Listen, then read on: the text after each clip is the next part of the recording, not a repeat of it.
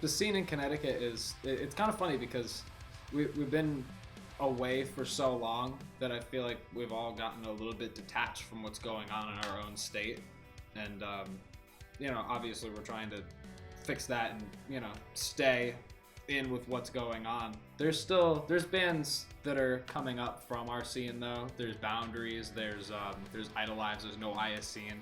Those are all bands that talk to pretty frequently that are still moving, playing shows, getting some decent attention that I think is well deserved in my eyes.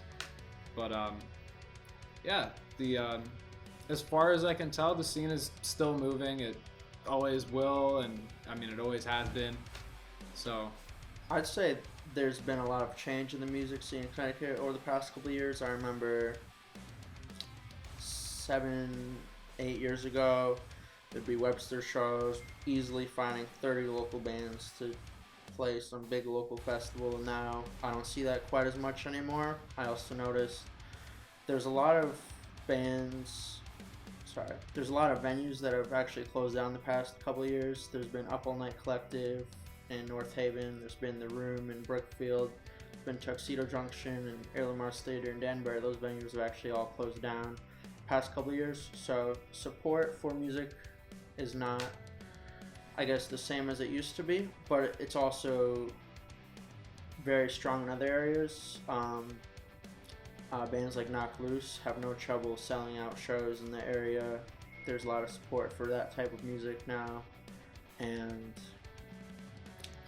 there's also, we still have the Xfinity Theater where you'll see the biggest acts, the country acts, the Slipknot, Breaking Benjamin level bands, and there's definitely a lot of support for that. But as far as the smaller venues, I feel as if support has waned a little bit in that area.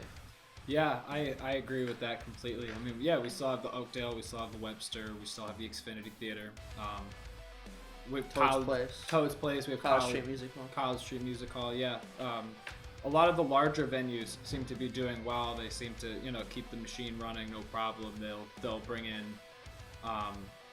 larger shows. They'll bring in like EDM shows. They'll bring in, just larger name acts. So we get all of that here in Connecticut, which is nice because you would think being so close to New York, we wouldn't really get much of anything, but we do. And I definitely agree though that on the smaller scale, as far as up and coming artists, as far as newer bands in our scene and in scenes around us, that support seems to kind of be not really there, which is unfortunate. You had this large wealth of local bands, like Chris was saying before. I remember those days, like even before I was in Currents, we would be playing at the Heirloom, and there would be like 30 bands, probably be like 10 bands on a show, and it was easy. You could just name them right off the top of your head. But we still have this spot, the Amity Teen Center, where my earlier bands would always play. And my first band ever, we were not the greatest band by any means. In fact, someone would say we were one of the worst bands. But there was so much support. People would be doing spin kicks and cartwheels during our set. And now, 8 years later, I feel like I'm in one of the best bands I've ever been involved with, if not the best. And people sometimes will see the arms crossed, and it's not, I just think the culture is changing a lot too.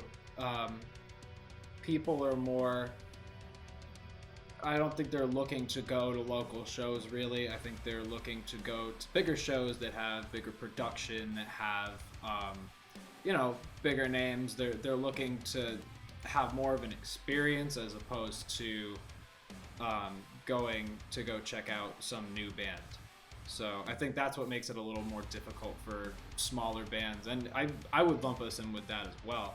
I would still say that we're, in the grand scheme, a small band, and it makes it a little difficult to get people to come out. But when they do, if you can get them in, great.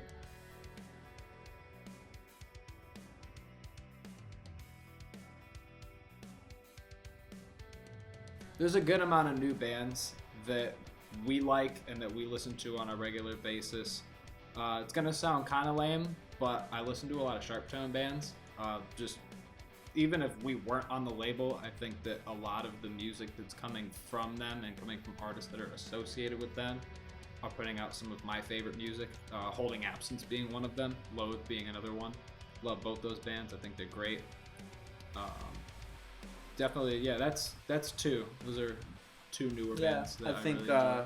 Silent Planet needs to be mentioned very much. They've had a great couple past years, and they've been making better music every year. And I really enjoy seeing them and listening to the music that they're making. There's another band called Acres that I really like. They're from the UK.